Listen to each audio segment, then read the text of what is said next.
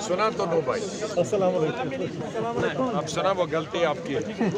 कोई माइक जहाँ public meeting के बाद कोई माइक। जो बुनियाद है मेरे साथ नई पार्टी को खड़ी करने के लिए, जिसका ऐलान इंशाअल्लाह अगले 10 दिनों में होगा, वो तमाम यहां बोलने वाले थे। क्या चीज के लिए तैयार है? बड़ी देर से बैठे थोड़ा तो जोश दिखाइए। उमर साहब से दरखास्त करूंगा कि वो जाके आजाद साहब को होम मिनिस्टर की आंखों में आंखें डाल के कहा, जिस कश्मीर को खून से सींचा वो कश्मीर हमारा है। जनाब आजाद साहब, अल्लामा इकबाल का एक शेर है, जरा गौर से सुनिए। आजाद साहब, आपकी तवज्जो चाहता हूँ। आपके लिए शेर लिखा है, चाहे 100 साल बाद ही, मगर ये कहा है अल्लामा इकबाल ने, बोले जवा मर्दा हक गोई और बेबाकी, अल्लाह के शेरों को आती नहीं रुबाई। ये आजाद साहब है जो अल्लाह के शेर हैं और इनको झूठ और बकारी नहीं आती। आजाद साहब, सारे हिंदुस्तान में आपका डंका बज रहा है। मैं घुटन महसूस करता था इस पार्टी में, और जब आपने इस्तीफा दिया मुझे रोशनी की किरण नजर आई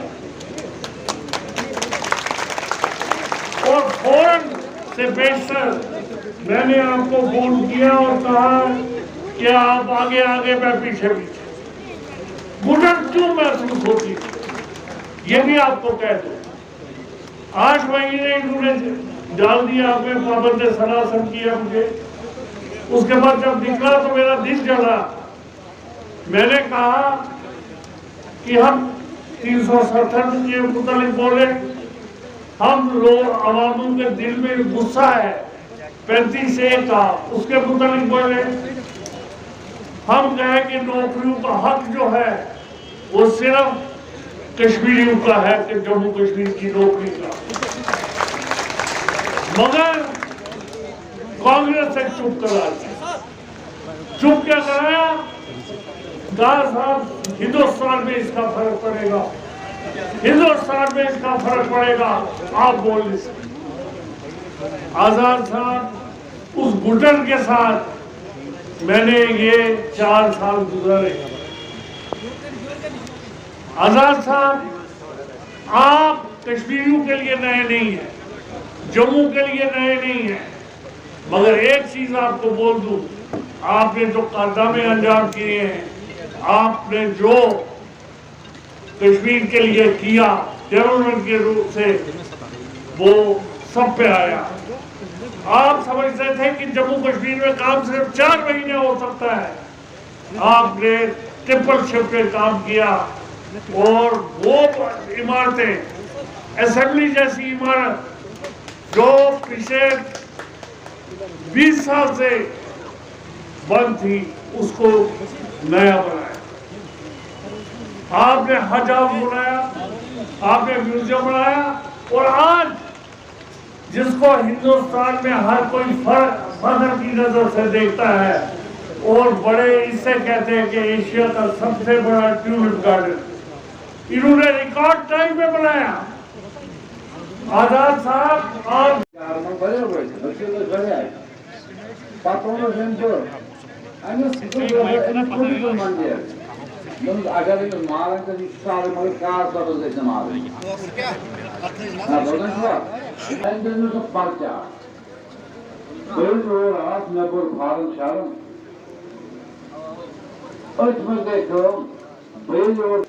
tamamen bana tabanca get adasına bitirin zaman hatta karşı şey karatma. Kodar mı diye tumu orta görüyor. Mecbur. मैं वन अलमिस चीज दपन क्या मे था कलस पे बाजी में सीट दे और और इंशाल्लाह बाज दिन और हुई जनन इंशाल्लाह अच्छा हुई और मतलब और साइंस आई साइड जो सोच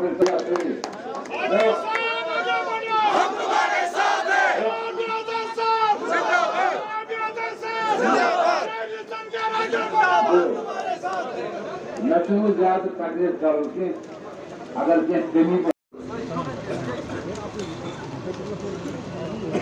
बदकिस्मती यूं कि इस तरह तो वैसे हिंदुस्तान की तारीख में भी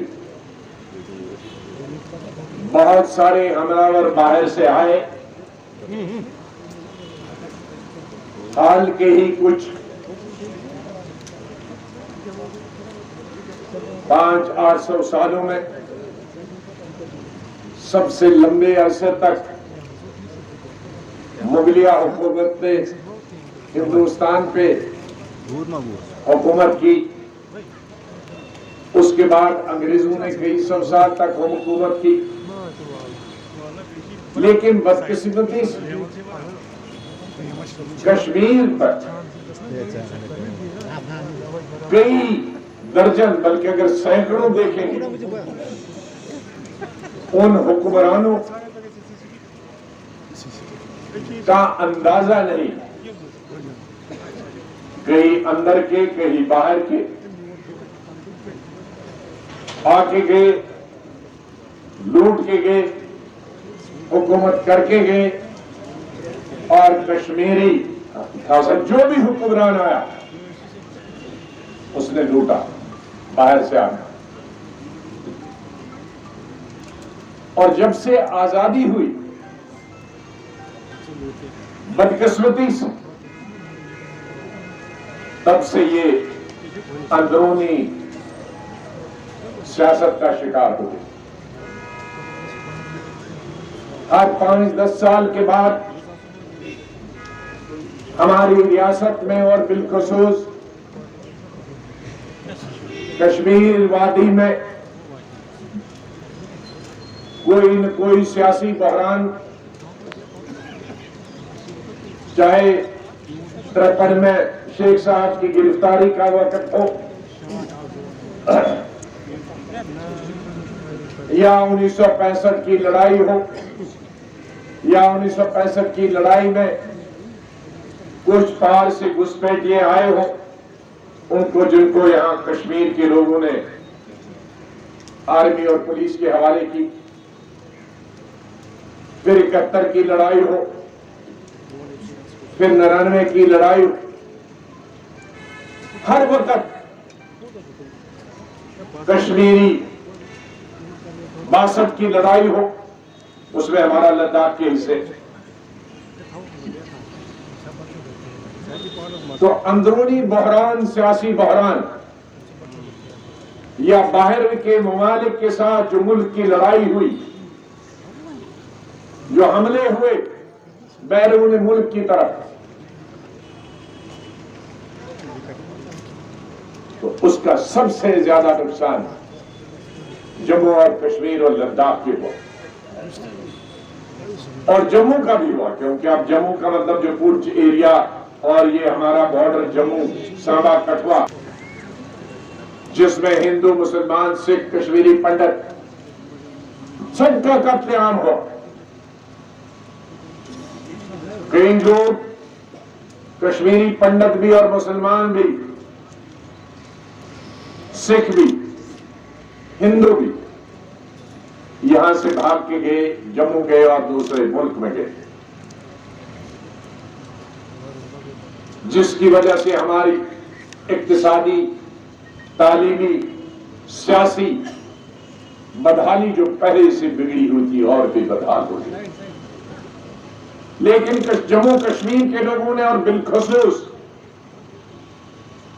कश्मीर के लोगों ने उसका मुकाबला किया।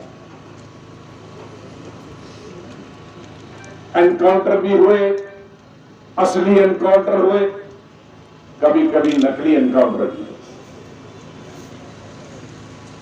लेकिन जब मैं चीफ मिनिस्टर आया, शायद जम्मू कश्मीर की तारीख में या हिंदुस्तान की तारीख में जो शिकायतें मिलती थी ह्यूमन राइट्स वायलेशन की, मिलिटेंट को आर्मी मारती थी, पुलिस मारती थी, कोई शोर शराब नहीं होता, लेकिन जब बेगुनाह मारा जाता था तो बहुत शोर बचता। जब मैं चीफ मिनिस्टर था तो इसी तरह से एक दिन मुझे श्रीनगर लाल चौक के रेडी पे लिखो कि 2 आदमी कहां है, 3 आदमी कहां और किस डेट के कहां।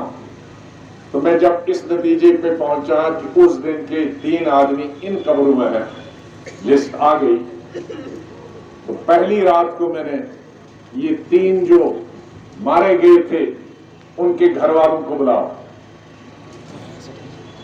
खुशकिस्मती के से शायद सर्दियों का नवंबर का महीना था, तो मैंने कहा अगर मैं कमरे खुदवाऊंगा तो पहचान पाओ?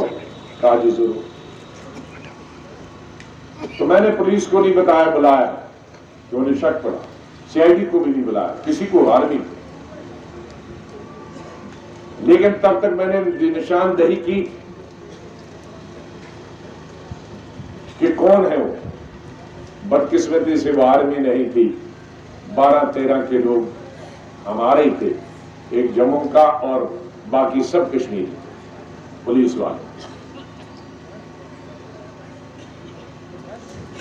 तो मैंने अपने कुछ ऑफिसरों को भेजा सुबह बुला के कि अभी कब्रें खोदो और इनको ले लो, और ये अगर बॉडी पहचाने तो मुझे मोबाइल पे फोन करो। बॉडीज खोदी और इन्होंने पहचाना तो मैंने कहा सीधे यहां से उन 12-13 अफसरों को अरेस्ट करो। अल्लाह के फजल से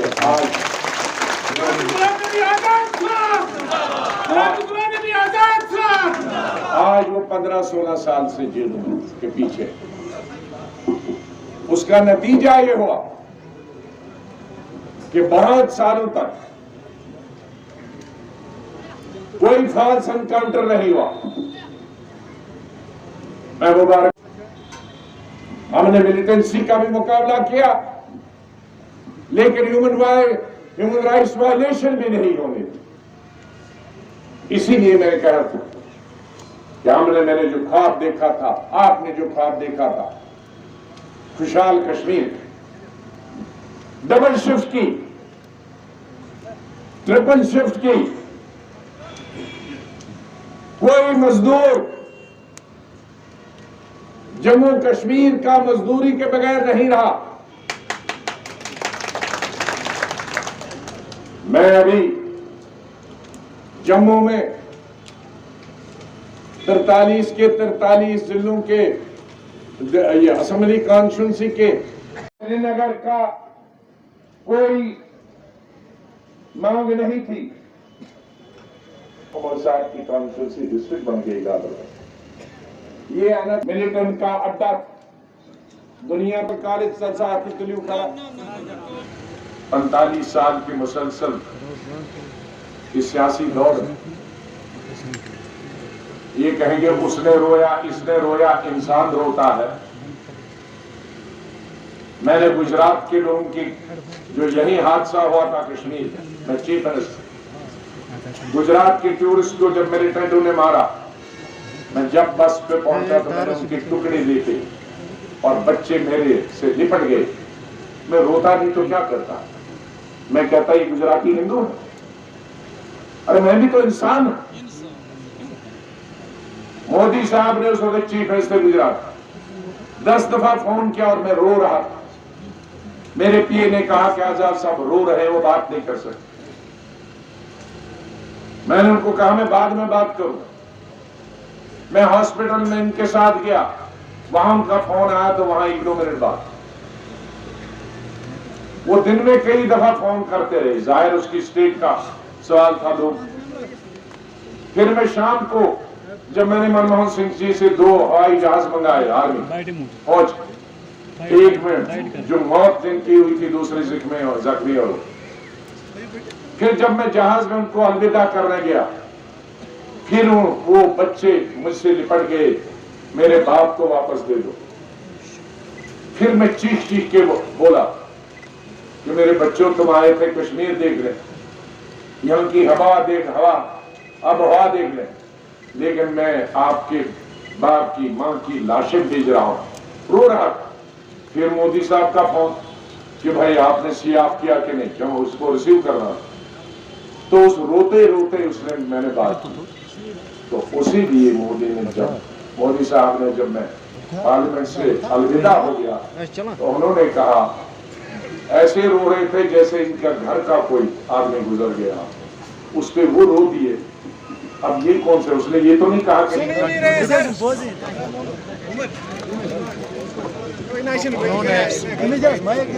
अब तो ये प्राइवेट मीडिया नहीं था, रेडियो था, दूरदर्शन था, लेकिन अखबार का एक लेसन पब्लिक मीटिंग कहो, वो तुम चाहते हो लोगों तक पहुंचा, और बाइट वाले वो जो उन्होंने पहुंचा है कहा वो लिखना चाहते हैं, और तुम्हारी 1 घंटे की तकरीर 0। इसलिए दूसरे दे दो, उस दिन कुछ नहीं। आज 40 साल से मैं मिनिस्टर भी रहा, चीफ मिनिस्टर रहा, मैंने कभी बाइट नहीं तक वो जारी रहे। इसलिए जो मैंने कहा उसको कांग्रेस पार्टी में पुरानी एक ही पार्टी थी, उन्होंने अभी 20-30 साल से सब लोगों ने एक के साथ एक हाथ खड़े करके उठाना, ये नहीं, ये एक के साथ हाथ मिल के खड़े करना, पकड़ना, वो जनता पार्टी में स्तर में, क्योंकि वो अलग अलग पार्टियां थी तो इसलिए वो खड़ा करते थे, ये इधर से एक पार्टी इधर। कांग्रेस पार्टी एक ही आदमी पार्टी है, उसमें अलग अलग हाथ खड़ने की। तो हमारे कांग्रेसियों ने जनता पार्टी की बुरी आदतें ली। मैं थक गया 40 साल कह के ये हमारा इसलिए मेरे पार्टी वाले वो भी कभी इसका ऐसा नहीं करना चाहिए। हम एक सोच है